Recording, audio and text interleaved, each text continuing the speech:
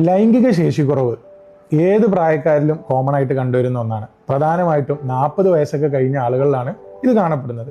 സ്ത്രീകളെ അപേക്ഷിച്ച് പുരുഷന്മാരിലാണ് ഇത് കൂടുതലായിട്ട് കാണുന്നത്. ശാരീരികമായിട്ടുള്ള പ്രശ്നങ്ങളും മാനസികമായിട്ടുള്ള പ്രശ്നങ്ങളും കാരണമൊക്കെ ലൈംഗിക ശേഷിക്കുറവ് വരാം.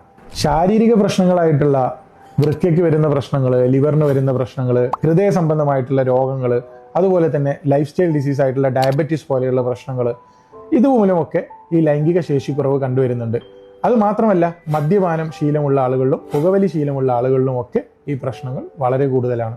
മാനസിക പ്രശ്നങ്ങൾ പ്രധാനമായിട്ടും സ്ത്രീകളിലാണ് കണ്ടുവരുന്നത്. അതിൽപ്പെട്ടതാണ് സ്ട്രെസ്, ആങ്സൈറ്റി, ഡിപ്രഷൻ, അതുപോലെ സെൽഫ് കോൺഫിഡൻസ് ഇല്ലാത്ത അവസ്ഥ. അശ്വഗന്ധ, ശിലാജിത്, നായ്ക്കൊരണ, മുരിങ്ങ ഇങ്ങനെ തുടങ്ങി ഒരുപാട് ഔഷധങ്ങൾ ഈ പറയുന്ന ലൈംഗിക ശേഷിക്കുറവിന് ഉപയോഗിച്ചു വരുന്നുണ്ട്.